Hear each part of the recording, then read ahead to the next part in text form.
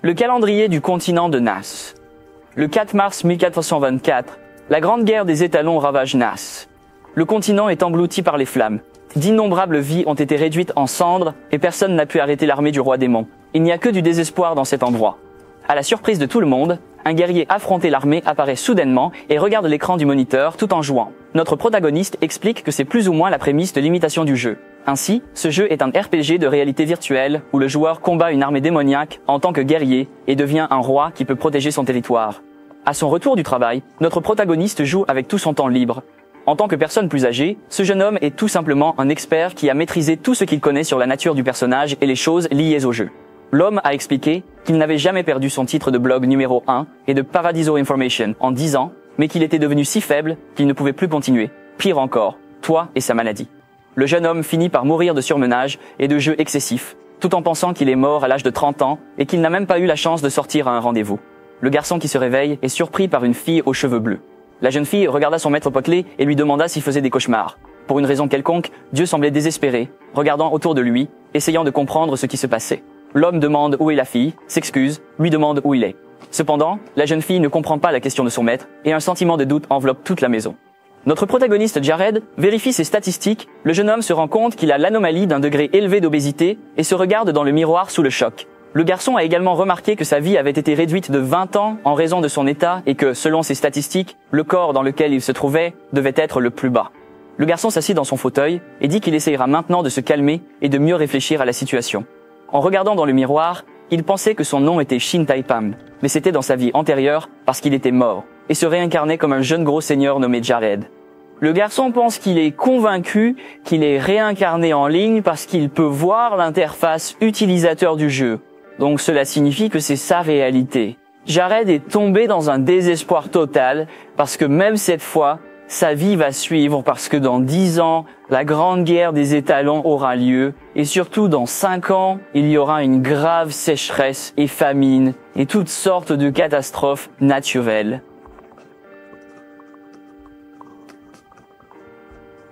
Cependant, de la colère fidèle dans son fauteuil, le jeune homme double son énorme poids, le brise. Le garçon s'effondre au sol et dit que lorsqu'il regarde la mémoire de Jared, il réalise que le garçon est devenu un jeune homme un peu poule. Mais se lever, il pensait qu'il y avait encore de l'espoir. Il devait juste perdre un peu d'attente, car cette fois, il avait la mémoire d'une vie passée, un avantage que seul lui avait, et donc il pouvait profiter de cet avantage comme un ver déjà debout. Jared pensait que c'était un avantage écrasant de la connaissance, et s'il l'utilisait correctement, il aurait un meilleur avenir que quiconque.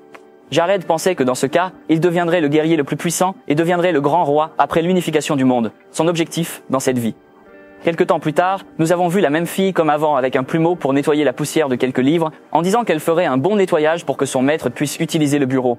Soudain, un grand bruit entend le bureau et, après avoir réalisé cela, la femme vit son maître ouvrir violemment la porte et appeler son nom. La jeune fille, immédiatement voulant de l'aide, lui répond, mais l'homme commence à chercher quelque chose dans tout l'endroit. Ace lui demande ce qu'il cherche. Le garçon explique qu'il s'agissait d'un souvenir que son père lui avait laissé avant sa mort, et Ace, agacé que l'ancien propriétaire du corps ait laissé quelque chose d'aussi important n'importe où, se dirige vers la table, ouvre un tiroir, sort une œuvre d'art et dit que c'est ce que cherchait son propriétaire.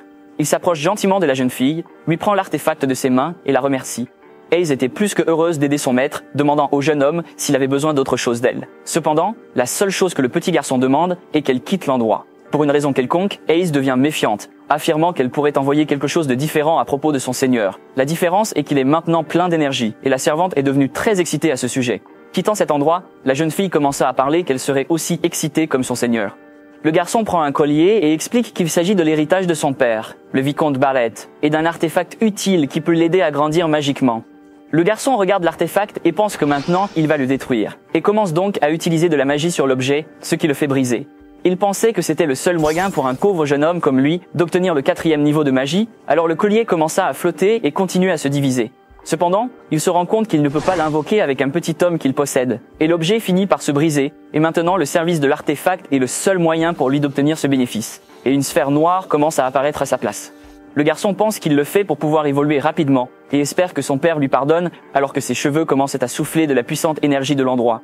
Les vagues, une masse noire commence à se transformer en tourbillon, et une bête commence à sortir de la masse et à se gonfler. Après avoir pris forme, le monstre se demande qui est l'humain stupide qu'il a invoqué, et Jared considère qu'il s'agit d'une créature qu'on ne connaît qu'une fois dans sa vie. Isabella, l'esprit joyeux et la fille commencent à rire dans la direction de notre protagoniste, révélant toute son apparence démoniaque et étrange. Elle demande à cet humain stupide quel désir l'a amené à l'appeler, et Jared pense qu'Isabella sera son premier pas sur le chemin du succès. Jared commence à essayer de se calmer pour éviter la panique, puisqu'Isabella n'aime pas les lâches, tandis que cette femme aime les aventuriers. Il pensait aussi que si cette femme était partie, il n'aurait aucune autre chance de devenir fort dans sa vie. Ensuite, l'homme est convaincu de ses idées, affirmant dans tous ses mots qu'il veut acquérir l'œil du cœur. Isabella commence à rire, disant que l'homme est très gourmand et demande au garçon s'il veut voir ce qu'il y a dans la tête des autres. Cela est confirmé par Jared, qui commence à penser que l'œil de l'esprit est une capacité cachée, possédée par une seule personne dans tout le territoire du paradis. Il a expliqué que l'œil de l'esprit est une compétence qui peut être utilisée pour scanner les statistiques des autres joueurs ainsi que leur personnalité, et que cette capacité s'améliore en fonction du niveau. Le personnage principal que nous avons appelé Isabella prévoit d'utiliser cette capacité pour gérer le territoire et de rechercher des possibilités futures dans le consentement d'Isabella, mais en retour, le démon demande à Jared quelle est la chose la plus précieuse que Jared doit offrir, et le garçon devrait réfléchir maintenant, car tout a un prix. Soudain, un pacte se forme devant notre protagoniste, et Isabella dit qu'elle donnerait l'œil du cœur au garçon, mais lui prendrait ce qui est le plus précieux. Elle a expliqué que s'il s'agissait de l'argent, elle le prendrait tout, s'il s'agissait d'honneur, il deviendrait esclave, et s'il s'agissait de famille, elle les mangerait. Le garçon réalise qu'Isabella évalue son esprit et identifie sa possession la plus précieuse, déclarant que c'est la malédiction des esprits maléfiques dont il a entendu parler. Soudain, il sourit et Isabella, paniquée, se demande pourquoi. Jared dit qu'il pense à quelque chose de précieux pour lui, mais sans grande influence, un trésor inutile. Il ajoute que c'est difficile à garder en tête, mais qu'il a fait l'effort. Sa possession la plus précieuse est la bande adhésive du premier baiser d'un homme célibataire de 34 ans, ce qui fait réfléchir Isabella sur son désir pour cet objet. Le démon essaie de s'échapper en questionnant qui penserait que leur premier baiser est leur bien le plus précieux. Le contrat était scellé et une force commença à l'attirer sur elle. Le garçon ouvre les mains et pense qu'il est inconcevable qu'elle donne son premier baiser à un esprit maléfique, et même contre sa volonté, Isabella doit obéir. Essayant de montrer de la réticence, le garçon demande à Dieu de bénir ce pays et fait un pacte éternel avec Isabella. Deux servantes discutent, ayant découvert que leur maître est récemment enfermé et se comporte étrangement. Cet homme trouve la vie difficile et ennuyeuse à cause de sa routine quotidienne répétitive, n'ayant de bonheur que lorsqu'il mange.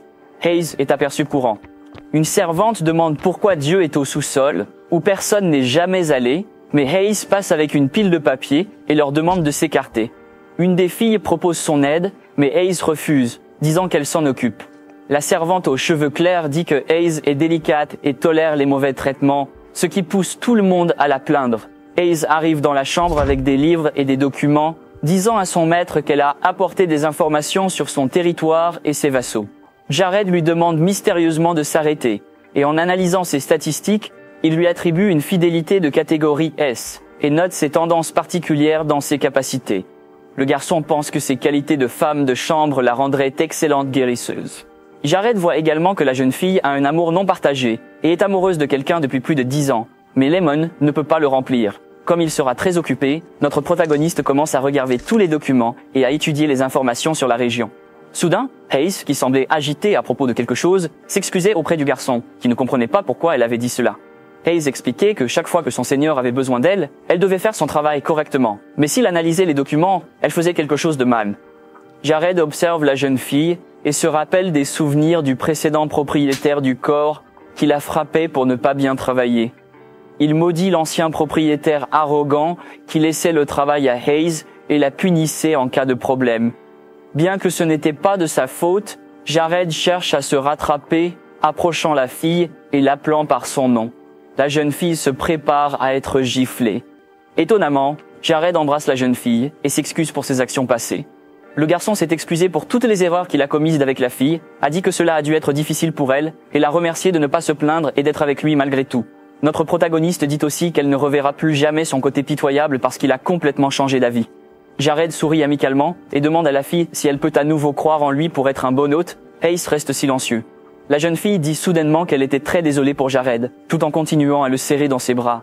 Hayes a expliqué qu'elle s'était excusée parce qu'elle était trop émue pour arrêter de pleurer. Continuant à être timide et désespérée, la jeune fille dit qu'elle restera toujours avec le garçon, et le garçon la remercie de lui pardonner et de lui avoir fait confiance. Shinta pense que maintenant il est Jared, donc il doit supporter tous les crimes qu'il a commis auparavant. Au bout d'un moment, une immense table et quelques chaises étaient visibles. Hayes regardait Jared manger. Peu importe ce qu'elle pensait, sans raison. La jeune fille dit que si le garçon ne mangeait que des herbes et des légumes comme ça, il s'évanouirait et le garçon continuerait à manger que des plantes. Jared pense qu'en tant qu'homme comme lui, perdre du poids est nécessaire. Le jeune homme explique que dans le jeu Paradiso, ces légumes ont pour effet de le tromper, de se sentir rassasié. Mais même sachant cela, ce régime végétal a un goût tellement horrible que personne ne voudrait les manger, où toute la nourriture semble gâtée. Le système semblait informer le garçon de certains des avantages de manger des légumes et des aliments sains, et Jared a déclaré qu'il pouvait incroyablement sentir la graisse de son ventre disparaître lentement. Mais malgré cela, c'était quand même très difficile. Il avait envie de vomir et a essayé de se couvrir la bouche avec sa main pour éviter de cracher la nourriture. Hayes a demandé au garçon de le manger, a posé un beau steak sur la table. La fille a expliqué qu'elle avait préparé ce steak végétarien par précaution. La femme de chambre explique qu'elle a appris à le faire parce qu'elle est bénéfique pour une alimentation saine, mais auparavant, son maître ne l'avait jamais mangé, alors il était toujours jeté, mais maintenant ce sera différent. Jared pleure de joie, maudissant son ancien moi pour avoir maltraité un ange comme cette fille. En goûtant le steak, il se sent comme un ange et trouve la nourriture délicieuse, digne d'un chef de catégorie A. Notre protagoniste commence à penser qu'il va bientôt commencer. Il a poursuivi en disant qu'après avoir lu le document, il avait découvert que le territoire des Caraïbes se trouvait au nord du royaume. C'est une région pauvre avec un climat froid qui ne peut pas être cultivée, mais qui est pleine de ravageurs, de monstres et de bandits. Le garçon dit aussi qu'un bon point est que, en raison de la mauvaise situation de l'endroit, de grands événements et tâches peuvent être facilement trouvés là-bas. Jared termine son repas, tout en commentant également que le problème est qu'il est trop faible pour obtenir des avantages en ce moment. Le garçon prend sa décision, se leva, frappant sur la table et dit que maintenant, il doit renaître lui-même. Cependant, le démon Isabella apparaît soudainement et ordonne au garçon de rendre immédiatement l'œil de l'esprit. Et le garçon est surpris.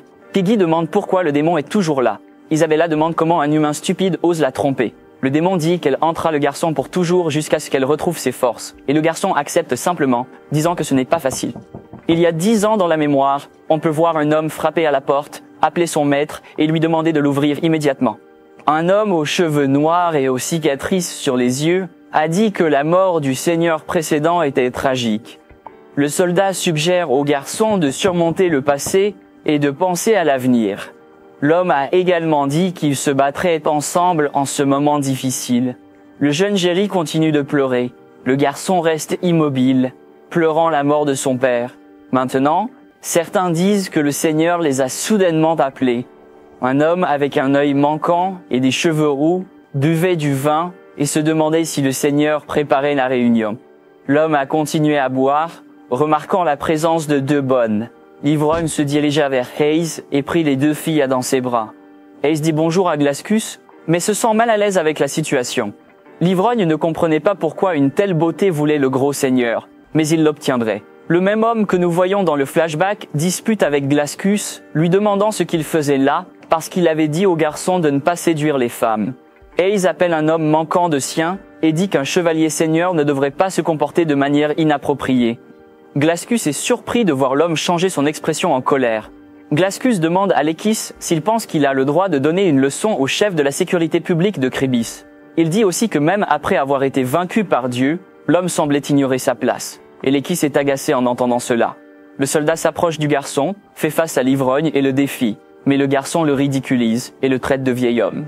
Cependant, un vieil homme inconnu apparaît et ordonne à tous les 2 de s'arrêter car Dieu viendra bientôt. Lekis se retourne pour appeler le vieil homme Oren, tout en lui montrant son respect. Mais contrairement à lui, Blasdas repart en colère, disant qu'il ne peut pas croire qu'un chien sans dents et un vieil homme à la retraite puissent encore mettre les pieds dans la maison du Seigneur. Ils sont tous 2 honteux. Mais Oren dit qu'ils ne peuvent rien faire à ce sujet. Ils se dirigèrent vers la salle et aperçurent une longue table avec plusieurs personnes assises. Certains nobles qui ont pris la parole ont trouvé cela étrange et ils ont dit qu'ils ne pouvaient pas croire que Dieu avait convoqué une réunion. Ils furent également impressionnés par le fait que Jared lisait le rapport qu'ils venaient de soumettre, ce que cet homme n'avait jamais fait auparavant. Glaskus continuait à boire, puis jetait la bouteille sur la table et demandait pourquoi son maître devait lire un rapport qui ne lui convenait pas. Glaskus dit à son maître que le jeune homme devrait maintenant terminer cette réunion et boire avec lui, car le garçon avait apporté un vin rare et parié que son maître aimerait pour une raison quelconque. En entendant cela, Jared devient intéressé, saisit encore plus fermement le dossier et répéta le mot « vin ». Glaskus continuait à servir des boissons, comme lui, en observant seulement, pensant que ce méchant séduisait Dieu à chaque réunion, donc Dieu finirait par tromper. L'épéiste allemand s'est levé, annonçant qu'il arrêterait Glasgas pour la gloire de Kribia. Jared se demande sérieusement si l'homme aux cheveux roux est fou et lui demande pourquoi il est venu à la réunion ivre. Material Lake ne comprenait pas non plus la question du Seigneur. Et l'homme commença à rire, demandant à son seigneur de ne pas bouder, car ils n'avaient pas bu ensemble depuis longtemps. Mais soudain, un sort appelé missile magique est activé, et un faisceau d'énergie bleue brise la bouteille de vin que Glasgard tenait. L'ivrogne est choqué, et regarde simplement sa fausse facture d'alcool sur le sol. Jared dit que cette fois, il fermera les yeux sur le comportement dégradant de l'homme, et Glaskus dit que s'il n'a pas d'importance que Dieu soit son supérieur, il ne pardonnerait pas à quelqu'un qui a utilisé la magie sur lui. Jared l'ignore simplement et jette des papiers sur la table, disant qu'ils passeront au sujet suivant. Jared demande à Glaskus s'il est satisfait de la richesse accumulée en abusant de son pouvoir. L'ivrogne est complètement confus, et Jared poursuit qu'il avait blessé de nombreux habitants de la région par avidité. Dieu ajoute que les citoyens ne peuvent pas faire confiance au gouvernement des Caraïbes à cause des abus et crimes contre des innocents. Finalement, notre protagoniste conclut qu'il a entendu dire que Glaskus avait emmené les subordonnés du Seigneur sans autorisation, et Jared invoque une malédiction de feu. Dieu dit que pour tous les autres péchés de l'ivrogne, il continuerait à attaquer cet homme, même après avoir brûlé Glaskus. Le visage désespéré, l'homme a tenté de s'échapper, mais la boule de feu l'a immédiatement tiré dans le dos et l'a frappé directement. Glaskus ne pouvait que tomber au sol, inconscient et vaincu, et Jared a déclaré qu'il voulait vraiment tuer l'homme, mais qu'il allait s'arrêter là pour faire respecter la loi. Notre protagoniste dit à tout le monde là-bas que ce jour-là, Glasvez sera limogé de ses fonctions de chef de la sécurité publique et que le Seigneur enquêtera en profondeur sur toute la corruption commise dans ce territoire. Les autres à la table s'agenouillent immédiatement, s'excusent auprès de leur maître et déclarent leurs graves péchés. Lachis observe et pense que notre protagoniste a vaincu Grasvis, très puissant dans la bataille, en un coup. En regardant le Seigneur, il ajoute que cette dignité est la même que celle du Seigneur précédent, le vicomte Barrett. Notre protagoniste appelle Lachis et dit qu'il va nommer cet homme comme nouveau chef de la sécurité de Kribia. L'homme est confus, mais avant qu'il ne refuse, Jared lui demande s'il désobéira aux ordres de Dieu. Lachis s'agenouille et dit qu'il obéira immédiatement. Le garçon blond dit que c'est un ordre de Dieu et demande si quelqu'un dans la salle s'y oppose. Tout le monde répond non.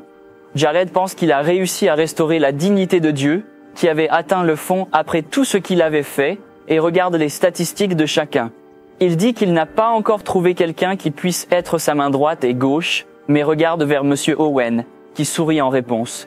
Avant de prendre sa décision, Jared pense qu'il devrait se détendre avec l'œil du cœur. Après un mois dans une maison, quelqu'un crie désespérément que quelqu'un ne peut pas faire quelque chose. Un pauvre paysan dit qu'il ne peut plus travailler si cet homme prend son argent et supplie de lui pardonner. Mais le voleur lui dit de se taire, car c'est pourquoi il paie l'impôt.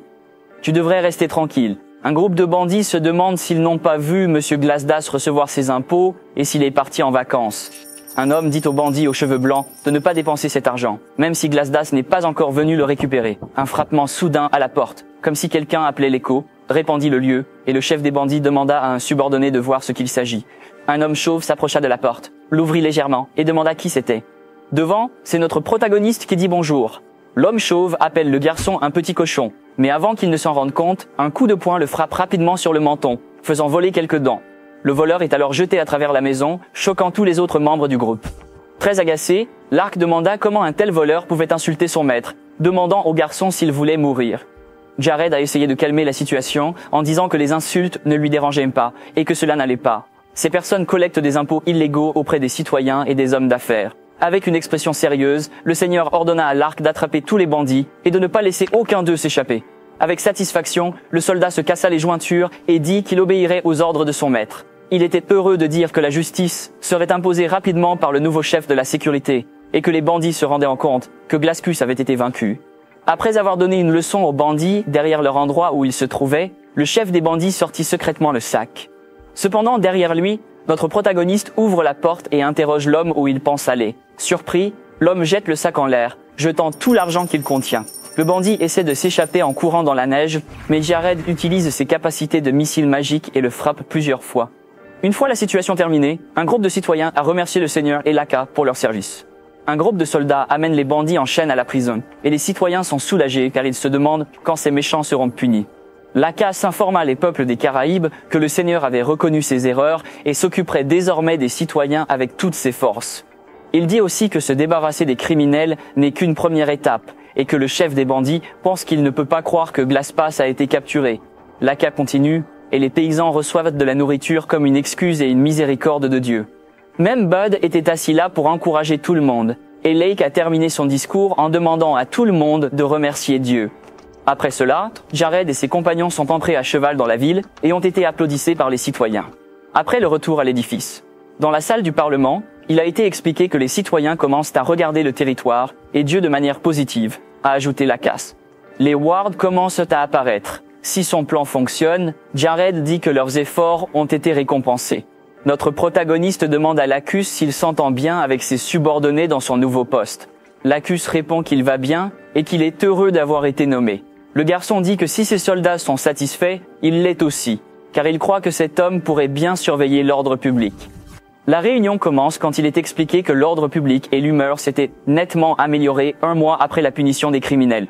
Jared explique que Lac a recruté et affecté de nombreux soldats qualifiés, tous unis sous son nom, en tant que seigneur féodal de Cribia, grâce à son œil du cœur. Nous revenons au présent où notre protagoniste est toujours harcelé par Isabella, qui persiste toujours. Sir Oberlin dit que les récoltes poussent grâce aux nouvelles méthodes agricoles, mais que la moitié de l'année est l'hiver et que les résultats ne sont pas encore très bons en raison d'autres facteurs. Une villa, un autre vassal, dit que même s'ils essayent d'utiliser la pierre de mana comme produit spécial pour la région, il faudra encore un certain temps pour obtenir les résultats souhaités. Le garçon se tapota doucement sur le ventre, tandis que Lacasse l'observe et dit qu'il l'a vu plusieurs fois, parce que la méthode semblait très efficace. Notre protagoniste dit qu'il s'agit d'une méthode populaire de perte de poids qu'il a appris dans un autre domaine. Le chef de la sécurité a déclaré avec fierté qu'à mesure que son maître perdait du poids, il devenait de plus en plus comme un seigneur féodal. Cependant, notre protagoniste pense que cette méthode n'est pas destinée à un régime, mais à augmenter injustement sa capacité de mana. Il explique qu'après avoir libéré du mana sur ses mains, on le relâche près de son corps et le réabsorbe. C'est l'astuce pour augmenter le mana. Bien qu'il ne s'agisse pas d'un bug de parodie officiel, il est quand même considéré comme un. Après avoir fait cela pendant 1 mois, il montre des résultats comme s'il avait été mis à niveau 12 fois. En regardant un sort dans sa main, Jared pensait aussi qu'avec cela, il pourrait utiliser sa magie de 4e ordre 1 ou 2 fois de plus. Cependant, un jeune soldat, en courant vers Jared, explique qu'il y avait un message pour Dieu. Le soldat désespéré raconte que l'équipe de recherche envoyée par son maître a repéré camp de brigands dans la mine de charbon. De plus, il trouve des esclaves à l'intérieur, ce qui attire l'attention de Jared et l'hérite. Quelques souvenirs surgissent et on voit 2 épées se heurter. 2 hommes, l'un roux et l'autre aux cheveux blancs, combattent avec une épée et un bouclier. Une personne d'apparence féminine regarde la bataille, excitée par ce spectacle. Le jeune Brill pensait que ces 2 hommes étaient très habiles.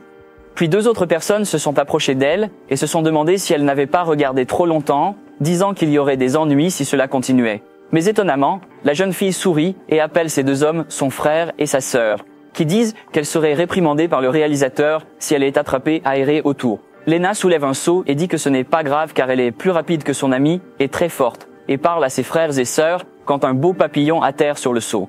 La sœur de Lena dit qu'elle ne pouvait pas croire que la jeune fille ait 14 ans, mais quelqu'un a demandé si la jeune fille allait vraiment travailler comme femme de ménage dans un manoir noble.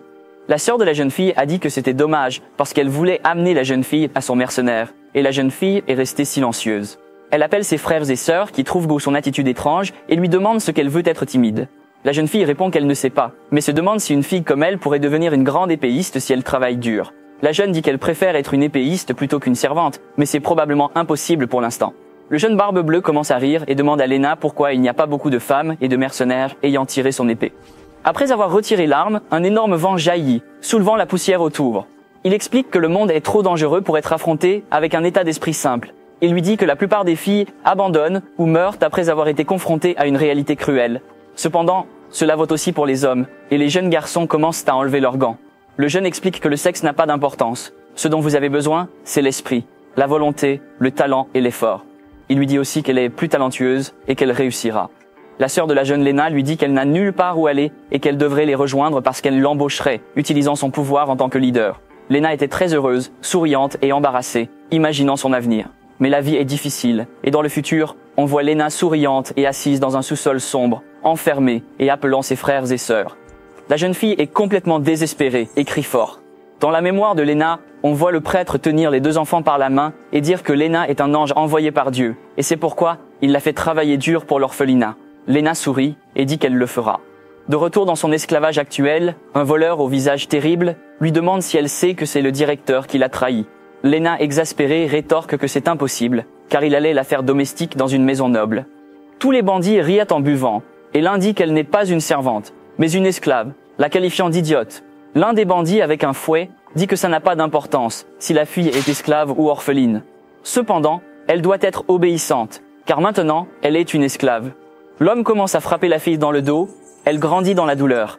De retour dans sa cellule avec d'autres enfants, elle dit qu'elle a été vendue à un marchand d'esclaves depuis 1 mois et qu'elle a passé la plupart du temps enfermée dans cette cellule. Une fille rousse regarde Lena et lui demande si elle vient de Majorque.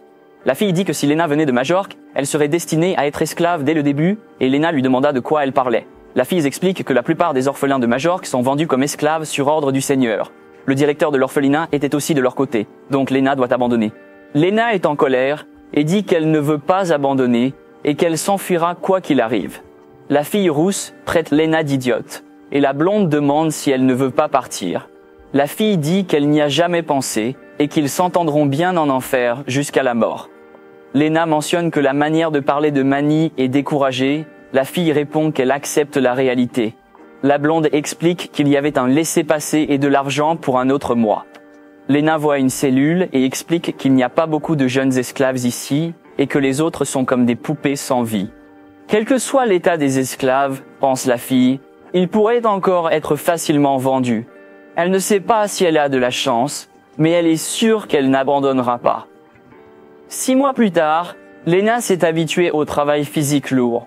Kribia s'est transformée en territoire terrifiant. La fille explique que Manny lui a beaucoup appris sur le monde et que nous voyons les deux côte à côte. Lena demande à Manny comment elle sait tout cela et la fille répond qu'elle l'a entendu de l'un des bandits. Manny dit que Kribia n'a pas beaucoup de mercenaires et que les frères et sœurs de Selena ne seront pas là. La jeune fille la remercie pour l'information et pense qu'elle n'abandonnera jamais. Sachant que la nourriture était pour les bandits, Manny crache dedans avant de dire à Lena qu'elle est l'esclave la plus têtue qu'elle ait jamais rencontrée. Pour une raison quelconque, la fille détourne son regard, donc elle aime même cela chez elle. L'hiver arrive, la neige recouvre l'entrée, et Manny et Lena regardent leur ami très malade. Une année s'est écoulée, et maintenant ils ont tous deux 15 ans. La fille rousse ne pouvait que tousser et transpirer avec une forte fièvre, et Lena l'appelait par son nom. La blonde pense que son ami est en train de brûler et qu'elle doit faire quelque chose. Un des bandits se tenait à la table et buvait, disant que l'arrogante Grace avait vanté que le bandit avait besoin de croire en lui. Lena a dit que son ami avait de la fièvre et a demandé à l'homme de lui laisser boire un bol de soupe chaude. La fille s'est agenouillée pour indiquer qu'elle ne résisterait plus et qu'elle ferait n'importe quoi en échange d'un bol de soupe. L'homme trouve ça intéressant. Un moment plus tard, Manning fixe un bol de soupe. Lena insiste pour que son ami la mange avant qu'il ne refroidisse, ce qui la fera se sentir un peu mieux. Le voleur pose sa main sur l'épaule de Lena et dit que Moni devrait manger seule et que Lena devrait se rappeler qu'elle fera tout ce qu'il demande. Manny est désespérée et voit ce que son ami a fait, mais quand elle regarde la fille blonde, elle voit qu'elle dit que ça va. Le voleur a attrapé le visage de Lena et a commencé à la provoquer, disant que l'enfant malade devrait se reposer tranquillement. Cependant, avant qu'il s'en rende compte, un bol de soupe chaude lui a volé au visage, et l'homme a crié qu'il était en feu. Manning a saisi ses amis par le bras et les a exhortés à s'échapper rapidement. Sa fille rousse gronde son amie, disant qu'elle ne pouvait pas faire ça juste pour un bol de soupe. Manning insiste que son amie ne devrait jamais le faire. La fille allait continuer à parler, mais elle a été attrapée par les bandits. L'homme tire Lena et son ami est entré et a remplacé le coup. Manning tombait par terre, éclaboussé de sang. En colère contre la scène, Lena se retourne rapidement et frappe le bandit, le forçant à la lâcher prise. La jeune fille s'agenouille à côté de son ami, qui fuit ce monde et commence à pleurer sans cesse. Lena traite son ami d'idiot et lui demande pourquoi elle a été poignardée. Manny dit que sa vie est comme une fosse. Elle a grandi parmi les bandits et a l'habitude de voir des gens se faire voler et assassiner. Mais une orpheline comme son amie avait un si grand rêve qu'elle trouvait au début absurde. Maintenant, dans ces derniers moments, elle admet avoir invité ses amis et c'est pourquoi elle fera tout pour les protéger. Chian demande à son ami de ne jamais abandonner et que la prochaine étape est d'aller dans un meilleur endroit. Lena dit qu'elle n'a toujours pas abandonné et qu'elle sortira de cet enfer quoi qu'il arrive, sans remarquer que le bandit derrière elle se lève et se prépare à l'attaquer. La blonde affirme que même si cela signifie tuer tout le monde là-bas, elle le fera, remplie de haine. L'homme était agacé de voir une esclave avoir le courage de le regarder. Il éliminerait immédiatement la jeune fille. Une voix demande si la petite blessure dans son œil peut être qualifiée de brûlure, et le voleur, surpris, regarda de côté. Faites cuire à la vapeur ce que c'est. La seule chose que l'homme pouvait sentir, c'était une grande et puissante flamme qui l'atteignait. L'accuse dit à Jared qu'il ne peut pas croire que les bandits ont vraiment utilisé la mine souterraine d'Alami pour se cacher et se demande comment Dieu le sait. Le garçon dit que, puisque Gracias, qui s'occupait d'eux, avait disparu, les bandits devaient essayer de se convaincre que le Seigneur incompétent laisserait leur stupidité impunie et qu'il n'y avait pas de meilleur endroit pour se cacher que dans une mine souterraine, et Lake, en mettant son casque, dit que son Seigneur avait de bonnes intuitions. Cependant, Jared répondit que l'homme l'avait surestimé, et en regardant en arrière, le Seigneur dit aux soldats d'obéir à ses ordres. Ensuite, le garçon parla à tous et dit que des bandits notoires avaient kidnappé leur peuple pour les vendre en esclavage. Ils allaient donc sauver les victimes et montrer aux bandits la vraie justice en les punissant. En regardant tous les soldats, il leur demanda de tuer ces criminels sans laisser de traces. Le garçon brandit son épée et ordonna de se battre pour la gloire de Trivia. Alors l'armée s'est enfuie dans l'endroit. À l'intérieur de la mine de charbon, l'attaque a commencé contre les bandits qui ont paniqué et ont rassemblé tout le monde. L'un d'eux dit qu'ils devaient avertir leur chef. Immédiatement, il fut coupé dans le dos par une épée, avec une expression sanguinaire. Rack dit qu'aucun voleur ne s'échapperait, car il vaincrait tous ses ennemis. Le chef de la sécurité a alors attaqué les 3 bandits de façon très facile, et avec toutes ses compétences, les renversant. Une guerre s'étend à travers le lieu, et divers combattants et bandits se sont affrontés au fond des mines. Les protagonistes laissent une armée accompagner le début. Peut-être qu'il est normal pour une mine d'avoir de nombreuses fourches. Jared dit que la capacité de l'ennemi n'est que celle d'un civil armé, et il ordonne à tous ses soldats de se disperser et de fouiller chaque tunnel. Plus tôt, un bandit qui a attaqué Lena a été brûlé par les flammes de notre protagoniste en colère. Alors qu'il se dirigeait vers Lena, le garçon pensa que, bien qu'il ait souvent vu des marchands d'esclaves dans les jeux, c'était dégoûtant de les voir en vrai. Dieu s'agenouilla à côté de la petite fille et lui demanda si elle allait bien et ce qui s'était passé. La jeune fille dit qu'elle l'était, mais son amie est morte en essayant de la sauver, ce qui accentue la colère de Jared.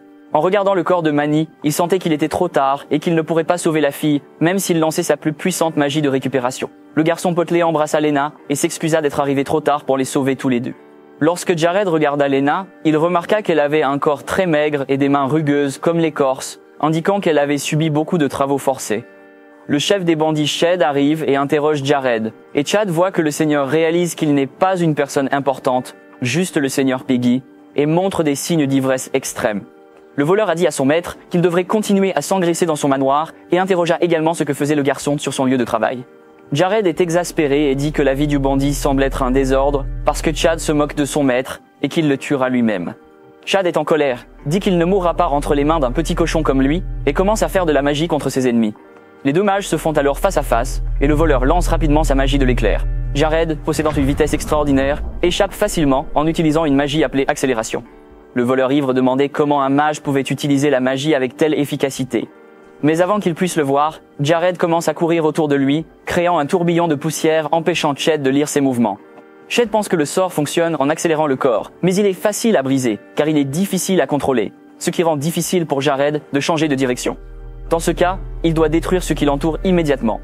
Il commence à conjurer une puissante magie électrique. Cependant, avant qu'il s'en rende compte, il reçoit un coup à la mâchoire, et plusieurs attaques ultérieures font tordre le méchant comme une poupée de chiffon. Après avoir terminé son sort, Jared se plaint que l'utilisation d'un sort aussi puissant, dans l'état ivre du bandit, le laisse sans défense. Voyant l'homme tomber par terre, il lui dit qu'il était trop faible, et que sa colère était passée, alors il élimine l'homme et le tue. Il gagne des points de fidélité, et l'âge d'or du territoire des Caraïbes approche. Jared pense qu'avec la mort de Ched, les problèmes de l'esprit sont résolus. Toutes les personnes impliquées, telles que les enfants d'Orad et les meurtriers, ont été exécutées pour empêcher de contaminer davantage la terre. Par-dessus tout, les esclaves capturés sont escortés par un soldat de l'ordre de la République, dans un chariot vers leurs proches. Lena se demande si Dieu veut vraiment qu'elle aille dans son domaine. Jared explique que si la fille revient à Majorque, il craint qu'elle soit vendue à nouveau par le directeur de l'orphelinat. Il recherche des jeunes talentueux pour travailler avec lui et serait reconnaissant si cette jeune fille venait sur le territoire des Caraïbes. Jared a également assuré que la jeune fille serait formée pour devenir une grande épéiste, et Lena est devenue très heureuse, remerciant son seigneur en levant les mains et en excitation. Elle a dit qu'elle deviendrait certainement une épéiste féminine qui pourrait répondre aux attentes de Jared, et le garçon a souri et a dit que c'était bien.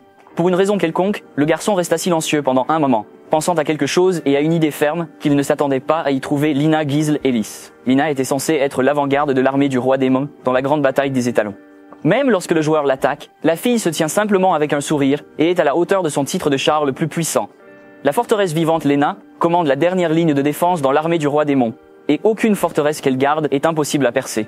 Peu importe les efforts faits pour guérir la fille, il pensait que c'était le meilleur de le faire, car cela empêcherait Nina de tomber entre les mains du seigneur démon et de se tourner vers le côté obscur. Le garçon confirma qu'il préparerait la jeune fille à la grande bataille pour qu'elle devienne une étoile montante et non un roi démon.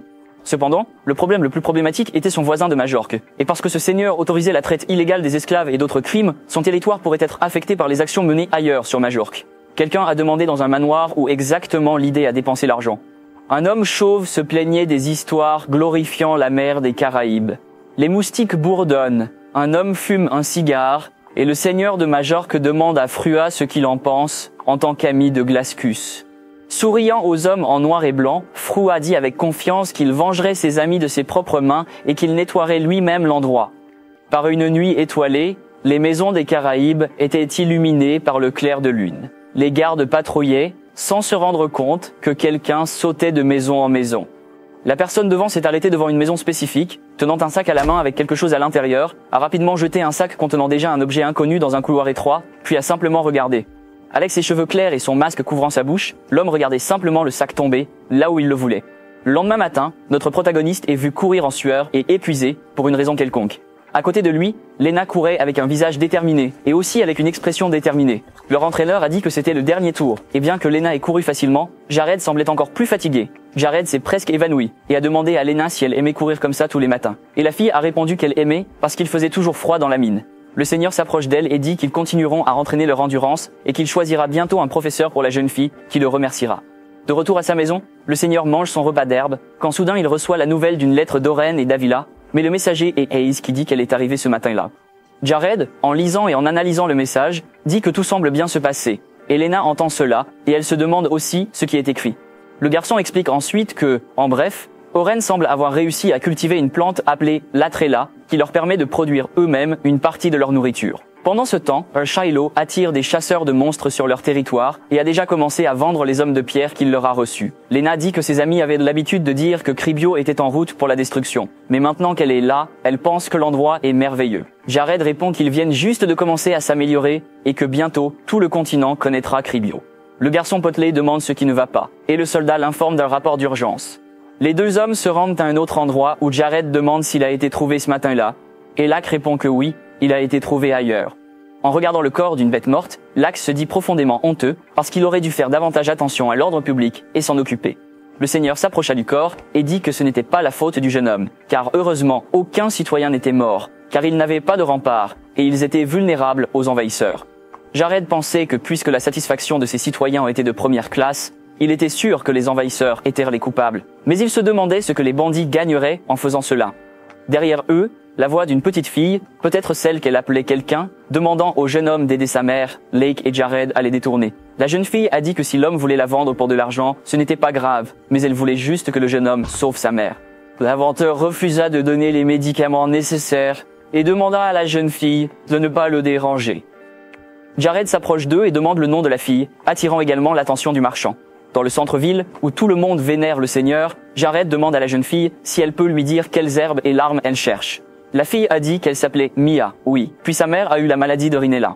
En entendant cela, Jared est très choqué, comme s'il savait quelque chose, et la jeune fille explique que pour aider sa mère à aller mieux, elle doit trouver une herbe, mais le vendeur refuse de la vendre. Le vendeur s'excuse alors et dit qu'il est innocent, car la maladie de Rinella est pratiquement incurable, et qu'il ne peut rien y faire. Jared dit savoir, car la maladie ne peut être guérie que par la bénédiction du pape ou par une potion très puissante de l'Empire Azima. Le garçon pensait que la maladie ressemblait à la tuberculose et que son nom vient de son lieu d'origine, le territoire de Rinella, où il y avait de nombreux donjons et monstres.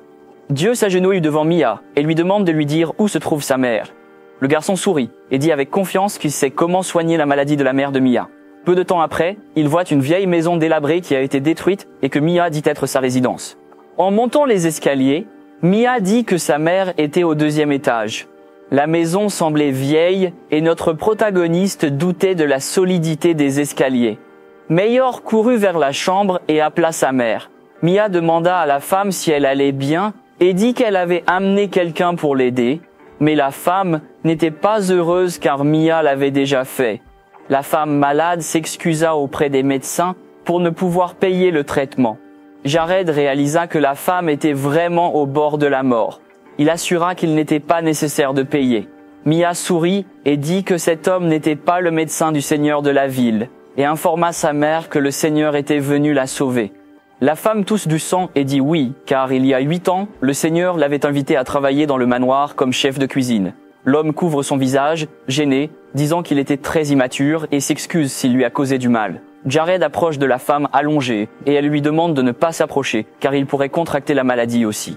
Mary demande à Mia de lui apporter une serviette humide. La fille part rapidement, tandis que Jared la regarde. Le jeune homme se dirige vers une fenêtre, l'ouvre pour observer le cadavre d'une bête et demande à la femme si elle avait déjà traité des monstres. Quelqu'un répond qu'il a raison, elle était autrefois cuisinière et avait participé à une expédition de haut niveau vendant des cadavres. Jared explique que les personnes régulièrement en contact avec les cadavres de monstres risquent de contracter la maladie, mais les symptômes ne deviennent évidents qu'à un stade avancé. Il dit que Mary allait bien à l'origine, mais que son état s'est aggravé après la découverte du corps du monstre près de sa maison. Lena et Hayes arrivent avec les herbes que le garçon a demandées. Jared assure qu'il restera auprès de Mary jusqu'à ce qu'elle aille mieux.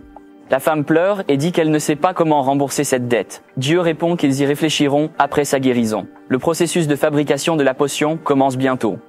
Sur le toit, l'homme qui avait laissé le corps près de la maison regarde tout et dit que Dieu ne créerait pas de remède pour cette maladie. Derrière lui, Rack apparaît, sort son épée et dit qu'il n'est pas d'accord. Son maître n'a jamais échoué avant. Il dit aussi que le criminel est revenu sur les lieux du crime, comme prophétisé par le Seigneur. Furieux, l'homme demande si c'était lui qui jetait les cadavres de monstres partout. Le brigand rit et demande pourquoi elle est curieuse puisqu'elle connaît déjà la réponse. Dans la maison, le protagoniste mentionne des noms de fleurs devant Hayes pour préparer une potion. Hayes dit que ces herbes sont faciles à trouver et doute qu'elles puissent guérir une maladie incurable. Ils utilisent des équipements scientifiques pour créer des remèdes pour la mère de Mia. Jared repense à la première fois qu'il a joué à Paradiso et trouvé une recette pour guérir la maladie de Rinella. Grâce à cela, il peut créer des traitements qui auraient dû être disponibles 10 ans plus tard, et il le fera maintenant. La femme malade appelle son maître, le garçon dit qu'elle peut parler librement. Marie demande pourquoi un noble travaille si dur pour aider une commune. Le protagoniste dit que ceux qui ont souffert comprennent ce que c'est de garder la tête haute. La femme, sceptique, demande au garçon s'il a eu la maladie de Rinella. Se souvenant de sa vie passée, Jared répond non et qu'il a grandi en bonne santé grâce à l'amour de sa famille. Le garçon prend la main de Marie, dit que sa mère ne donne pas seulement de l'amour et que malheureusement, un incident s'est produit. Tout cela est vrai. Sa famille était pauvre et sa mère ne pouvait pas aller à l'hôpital pour un examen détaillé. Lorsqu'ils sont finalement arrivés à l'hôpital, sa mère avait perdu la fonction de ses mains et était au stade final du cancer. Il ressentait plus de colère que de tristesse parce qu'il n'était pas capable de résoudre le problème avant qu'il ne soit trop tard. Même si tout cela s'est produit il y a 15 ans, Jared dit qu'il peut toujours se reprocher de penser à sa mère qui a été hospitalisée sur une civière dans une vie antérieure. Secouant le flacon de potion, il dit qu'il comprend ce que Mia ressent. Il déclare qu'il ne veut pas que la jeune fille ressente la même douleur et ne laisserait pas sa propre mère se perdre. Sur le toit, Lakis poursuit le voleur pour l'attraper. Le soldat tente rapidement d'attaquer l'inconnu, qui se défend facilement avec son épée. L'homme a ensuite dévié l'épée du soldat avec son petit poignard et a rapidement tenté de lui trancher le cou. Cependant, en tant que serviteur de son maître, l'arc échappe facilement aux attaques de ses adversaires. Il survit à l'attaque avec son épée inconnue et commence à repousser le bandit en tentant de le coincer. Conscient que le soldat tentait de le retenir par la force brute, visant sa faiblesse, l'inconnu parvient à échapper à l'attaque du lac US qu'il avait presque divisé en deux. Le voleur dit alors qu'il finira, et maintenant se précipite vers Lac Is et lui donne un coup de pied rapide. Étonnamment, même après avoir reçu un coup de pied, Lac s'écarte simplement et reste debout. Après le coup de pied, le voleur réalise que son coup n'a même pas gratté l'homme et qu'il n'a même pas besoin de se esquiver. Rucker s'interroge sur la totalité de la propriété du bandit. Le soldat frappa rapidement son épée et demanda comment le brigand osait combattre Krivia avec un tel manque de compétences. Le voleur se défend à peine avec son petit poignard, mais il est ensuite jeté en l'air. Il regarda le soldat et dit qu'il est plus fort qu'il ne le pensait, tout comme celui qui l'avait embauché, et lui dit que le capitaine de la garde était si puissant. En regardant son adversaire sur le toit, l'homme inconnu demanda comment ce soldat était soudainement devenu si puissant. Certains ont expliqué que la raison pour laquelle Lacasse était bon en simple était sa capacité à maîtriser la létalité.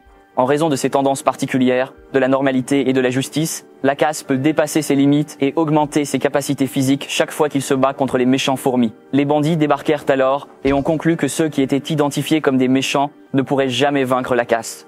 Les soldats s'avancent et disent à l'inconnu de se rendre, car il ne remporterait jamais la bataille. L'inconnu déclare que c'est surprenant, ayant prévu de tuer le chef de la garde s'il était découvert. Mais il a abandonné. Il dit qu'il partira pour le moment. Le soldat se met en colère, demandant au voleur s'il pense pouvoir s'enfuir ainsi. Le brigand rit et dit à Laka de ne pas être impatient, ils se reverront bientôt, et commence à baisser son masque. Il a finalement déclaré qu'il ferait leur mieux la prochaine fois, et un étrange silence émanait de sa bouche. Le chef de la sécurité, exaspéré, se demande si Miss a essayé de se protéger avec ses bras, mais en regardant autour de lui, il se rend compte que le braqueur a disparu sans même s'en rendre compte. 2 jours après, Mia s'est agenouillée pour observer quelque chose, et Jared lui a demandé de voir.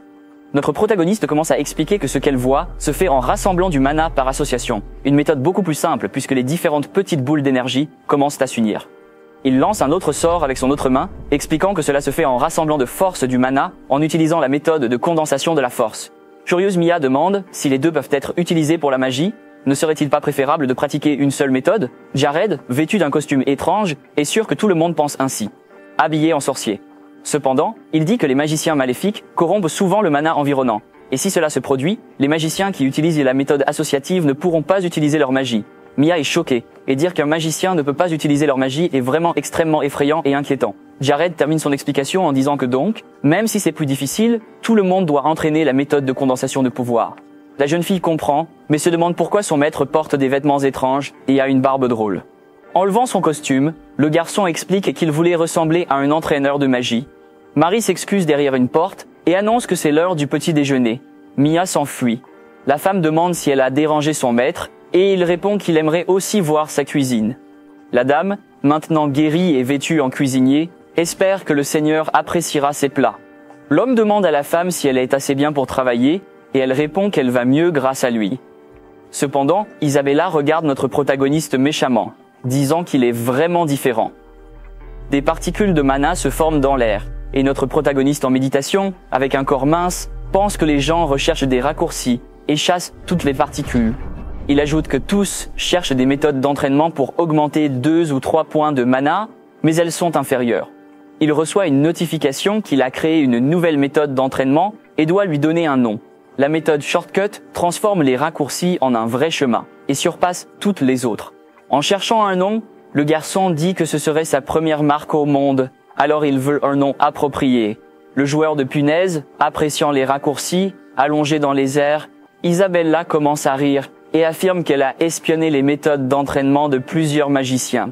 Mais l'approche du garçon montre une différence intéressante. Notre protagoniste demande au démon les défauts de la méthode, et la femme répond affirmativement.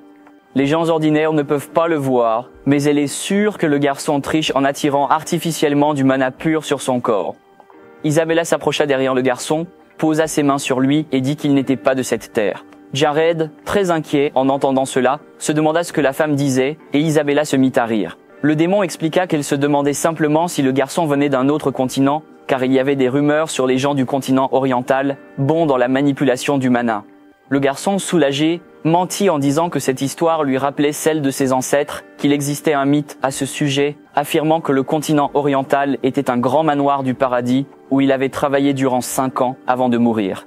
Isabella en profite et se demande ce que le garçon pensait à ce moment-là. La femme a déclaré que beaucoup de choses intéressantes lui étaient arrivées lorsqu'elle était avec le garçon, alors elle était extrêmement curieuse de lui. Le démon leur suggère de prendre leur temps et de se parler un moment, car il est le seul qui la verra. Elle touche les yeux de Jared et regarde le pouvoir qu'elle lui a donné. Mais Dieu répond rapidement que l'œil de l'esprit lui appartient.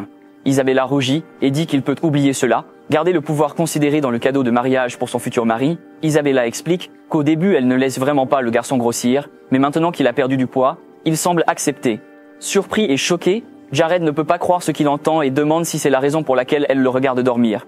Isabella l'embrasse et dit qu'il est un grand homme, car elle n'a pas vécu d'acte physique quand elle est morte et qu'elle l'acceptera comme son partenaire. Elle mentionne aussi qu'il lui a donné son premier baiser, ce qui met vraiment mal à l'aise le garçon. Jared, paniqué, dit qu'il doit aller sur le territoire de Rinella, mais la femme lui dit d'attendre et l'appelle « mon amour ».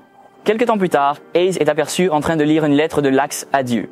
Dans sa lettre, Lacus écrit que Lena était extrêmement talentueuse. Il était impressionné. Notre protagoniste confond Hayes en annonçant que la date finale pour que Lena devienne la personne la plus forte de Cribio est à la fin du mois et qu'elle doit être particulièrement talentueuse. Dieu demande à Hayes de dire à Lax qu'il trouvera bientôt un professeur pour Lena et la fille accepte volontiers. Jared pense qu'il s'est souvenu de certains candidats à ce poste à temps, car il cherche quelqu'un pour rendre la fille très forte. Mais soudain, à la surprise de tout le monde, une flèche est tirée, brisant la vitre de la voiture et manquant de peu, Hayes, protégé par un bouclier magique. Le seigneur qui avait sauvé ses subordonnés était effrayé et ne comprenait pas ce qui s'était passé. Les gardes commencèrent à crier que c'était une embuscade et qu'ils devaient protéger Dieu. Hayes essayait de comprendre ce qui se passait. Une vague de flèches se dirigea vers la voiture, et Jared invoqua rapidement un bouclier magique pour se protéger lui et ses subordonnés. Hayes, paniqué, cria le nom de son maître et tenta de se jeter devant la flèche pour le protéger. Cependant, le garçon la réprimanda, lui disant que c'était dangereux, et demanda ce qu'elle ferait si elle était touchée par une flèche et mourait. Hayes demanda à son maître de confirmer que c'était son devoir de le protéger, mais Jared lui dit de ne pas agir imprudemment. Le garçon lui tapota doucement la tête pour qu'elle cesse de se battre et reste là, tandis qu'il se battrait lui-même. Les flèches continuèrent d'arriver, et parmi les soldats qui tentèrent de protéger leur maître, Jared apparut et s'interrogea sur ceux qui oseraient tirer sur eux, malgré les avertissements de ses subordonnés. Isabella lui offrit son aide, mais Dieu répondit non et conjura un bouclier devant lui. Toutes les flèches ont été déviées et immédiatement brisées par cet homme, la barrière qu'il avait invoquée. À travers le bouclier translucide, Jared aperçut des bandits qui tentèrent de l'attaquer. La plupart portèrent des capuches et se couvrirent la bouche avec un tissu. L'un d'eux informa leur chef qu'il y avait un mage à leur côté. Leur chef, Todd, l'assassin et chasseur de mages, répondit que le mage devrait être avec eux. Todd dit que c'est la raison pour laquelle le garçon masqué a demandé ses services. En entendant cela, Jared relia les poings et comprit que l'homme masqué pourrait être celui qui avait embauché Tog pour le tuer. Équipé d'une hache et d'un outil, l'homme se mit en marche rapidement vers le Seigneur, affirmant que même les mages seraient inutiles. Exaspéré et aux yeux noirs de colère, Tog dit qu'il donnerait un exemple à ce novice tout en chargeant notre protagoniste. Torg brandit sa hache avec la main droite et visa Jared, qui avait à peine échappé avec son accélération, prêt à utiliser le missile magique dans sa main. Avant que l'un n'utilise le sort, Tog le frappe avec un autre outil et bloque l'attaque en disant que de telles tromperies sont inutiles. Un homme profite immédiatement de la surprise de Jared et frappe le seigneur à l'arrière du cou, lui faisant sentir le coup, mais il laisse révéler que Jared n'a pas été touché, car il a réussi à se protéger avec son bouclier. Dire que le titre de bandit n'est pas juste pour se montrer. Les bandits ne sont pas intimidés et tentent d'attaquer notre héros à plusieurs reprises. Todd pense que le garçon lance des sorts rapidement et est certainement plus élevé dans la 4e catégorie, mais il continue à offrir des coups. L'homme pensait que s'il s'arrêtait, Jared contre-attaquerait, alors il ne laisserait pas le seigneur attaquer ou se défendre, continuant sa série d'attaques contre le bouclier. Les gardes sont surpris par la bataille et les bandits sont convaincus que leur maître a gagné, alors Todd commence à se moquer de notre protagoniste. Quand Todd était sur le point de frapper, Jared attrape la canne et l'arrête. Ford réalise que c'est un artefact magique, et le voleur se demande comment cet outil a arrêté son attaque. Notre protagoniste dit que c'est opportun car il se sent mal de ne pas avoir d'artefact magique, annonçant qu'il prendra celui-ci. Le voleur, paniqué, voyant le garçon utiliser une magie qui augmente la force physique, demanda comment le mage pouvait avoir une telle physique. Jared dit qu'il avait rempli tout le corps de Tog avec de la magie, et avant qu'il s'en rende compte, un homme était déjà contrôlé. Le seigneur dit que, bien qu'il voulait savoir sur l'homme masqué, Todd ne lui dira probablement pas encore. Le bandit désespéré dit qu'il va tout révéler. Notre protagoniste a déjà pris l'arme de bandit 2 et a dit qu'il aimerait l'entendre. Cependant, il ne croirait pas un mot d'un criminel et frapperait le bandit avec ses propres actions. Avant cela, vous pouvez voir un garçon emprisonné dans une petite cage. Le garçon se blâme, murmurant qu'il a été attrapé par des bandits. Il entend le criminel discuter d'assassiner un homme d'affaires. Aki voit que Todd a été payé pour tuer un trafiquant. Todd demande au moins la moitié de l'argent et l'homme masqué accepte. L'homme masqué pensait que tous les habitants de Cribia étaient guéris par ce médicament. Les matériaux pour les potions sont faciles à trouver, donc notre protagoniste ira à Rinella pour gagner la faveur. Après avoir marché un peu, Todd arrive au sommet d'une montagne et se demande si c'est là que le commerçant va apparaître, ce qui est confirmé par un autre. Aki, voyant cela, commande que ces assassins ont tué 11 personnes cette semaine, donc quelqu'un doit les arrêter. Nous revenons au moment où Jared donne un coup de cou au bandit, tout en disant qu'il ne croit pas ses propres paroles. Aki voit cette scène et est excité, parce que le chef des bandits est enfin vaincu. Sans s'arrêter, le seigneur a commencé à lancer son sort et à avancer vers les bandits restants. Le garçon en prison devient très excité, pensant que Jared est le guerrier qui le sauverait. Aki embrasse Jared et le remercie de l'avoir sauvé. Jerry est content mais demande au garçon de lui donner un peu d'espace. Le garçon quitte Jared et s'excuse, disant qu'il était juste heureux. En voyageant à Rinella, les deux discutent, et Aki raconte comment il a été capturé par des bandits après une tentative de négociation. Le noble s'excuse, expliquant que cela est arrivé faute de protection.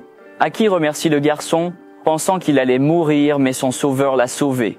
En regardant Aki, notre protagoniste pense à lui comme un investisseur majeur du continent, utilisant sa richesse astronomique pour acheter un royaume.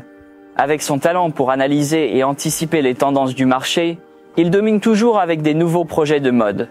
Le garçon pensait aussi que les marchands n'avaient aucun sens dans le territoire de Kribia. Jared a dit qu'il comprenait que Aki avait des difficultés parce qu'il avait perdu toute sa richesse et qu'il voulait donc lui faire une offre. Il a indiqué que si Aki vendait un certain produit sur le territoire de Rinella, il donnerait au garçon 15% des bénéfices. À son avis, Jared a commenté que Aki était une personnalité très connue. Il serait donc préférable de le faire un allié. Aussi surprenant que puisse être notre protagoniste, Aki accepte l'offre. Mais au lieu d'être un prophète, il veut que l'aristocrate accomplisse ses deux souhaits. Aki demande aussi la confiance de Jared, sûr qu'il va bien faire. Jared accepte, mais informe, selon les souhaits qu'il pourrait refuser. Et entendant cela, le jeune marchand accepte timidement. Il a dit que son premier souhait était que Jared l'appelle Aki. La blonde accepte. Isabella devient furieuse de jalousie. Aki dit qu'il révélera son prochain souhait plus tard. Déjà dans le territoire de Rinella, Hayes commente qu'il pensait que le territoire serait ennuyeux, mais il s'est avéré magique. Aki répond qu'il y a beaucoup de gens qui le pensent, mais que l'humanité ne peut pas résister à la grande richesse que le donjon offre. Jared mentionne que la région aura un énorme potentiel de développement une fois que le problème de la maladie de Rinella sera résolu.